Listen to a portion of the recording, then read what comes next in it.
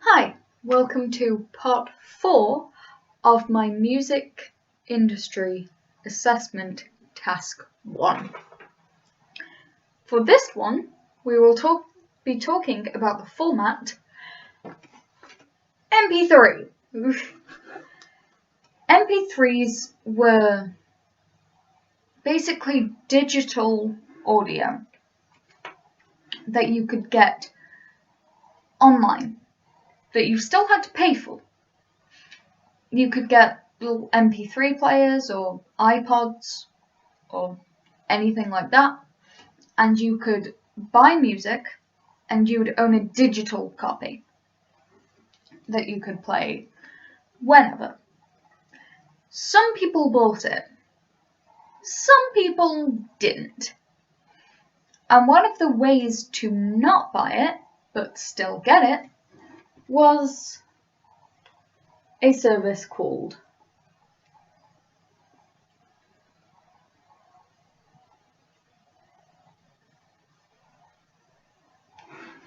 Napster. Napster was a service where you could type in the name of a song, and if that file existed on somebody else's computer or anything of the sort with that name, then it would download it onto yours, and it was illegal.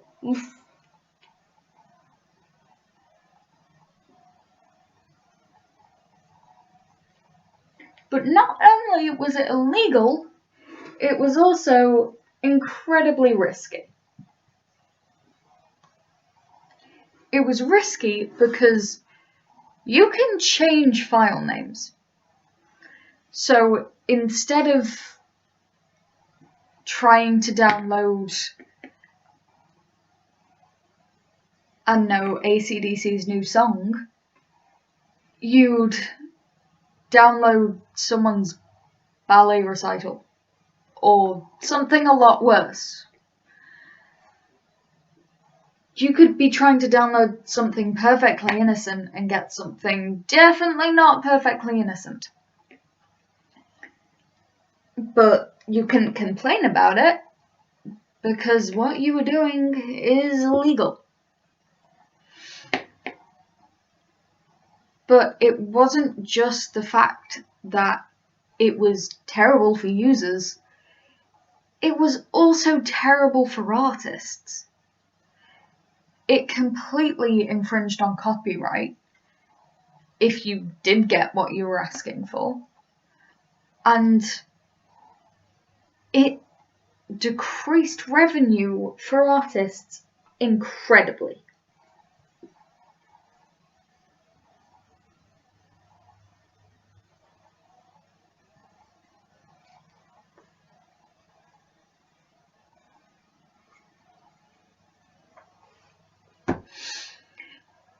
Now, this was a huge problem because artists should be paid for the music they are putting out.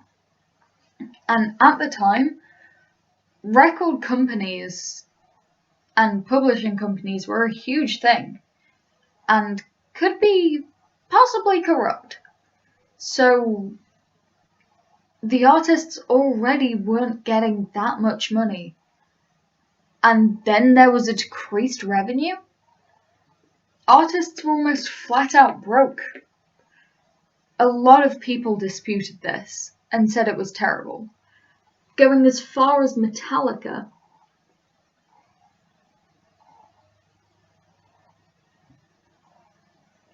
who actually took Napster to court for copyright infringement. It was a huge deal, and it still happens. Not only with music, you can illegally download movies, you can illegally download anything. And it still takes away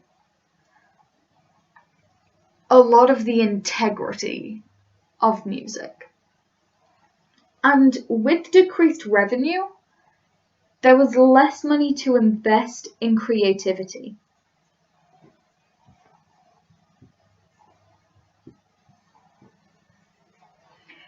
If you really love the music that you're illegally downloading,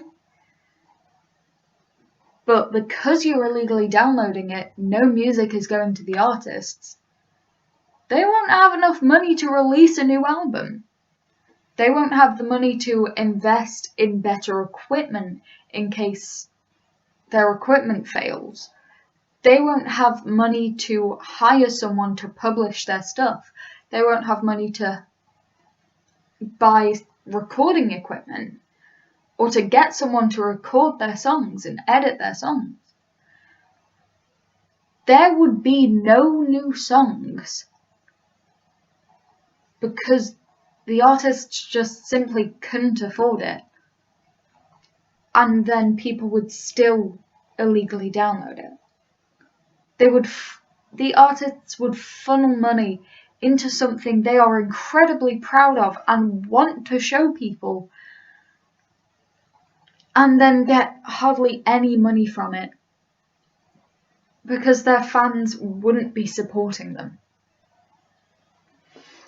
And I get that this was a way of sharing music because you could still share it with people who maybe couldn't afford it. But this wasn't being used by people who just simply couldn't afford it.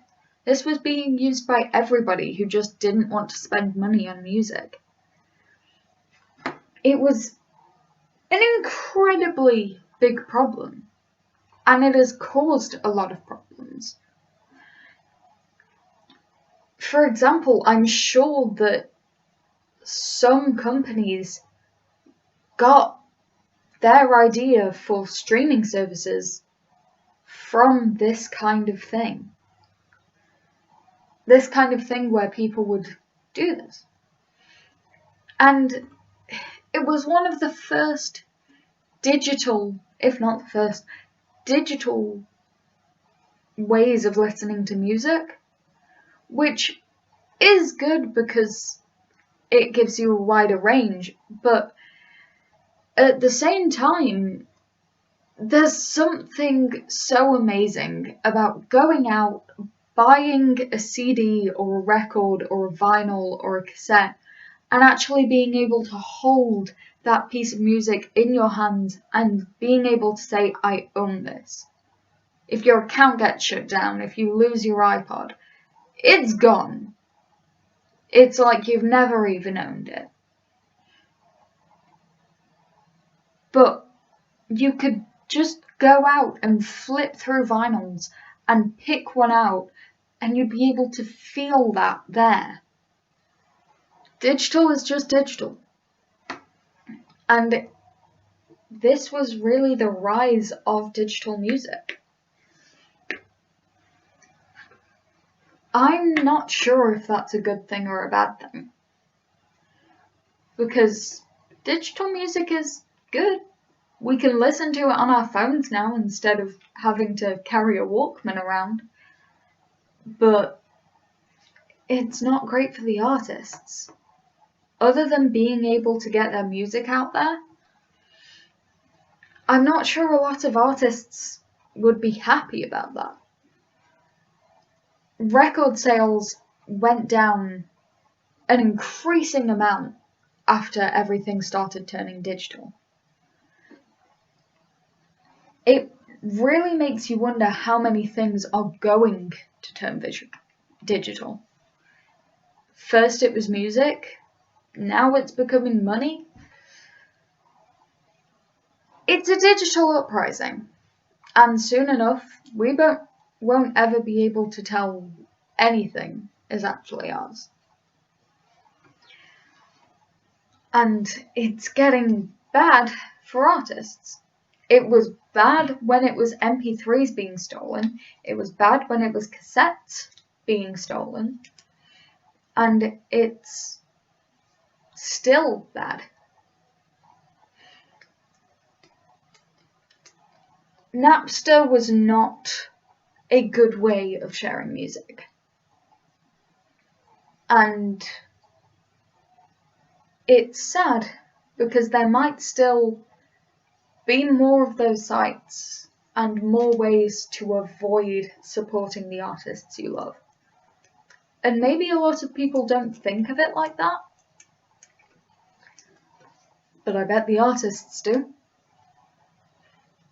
It's something that I'm sure a lot of artists, upcoming artists especially, would never want to experience.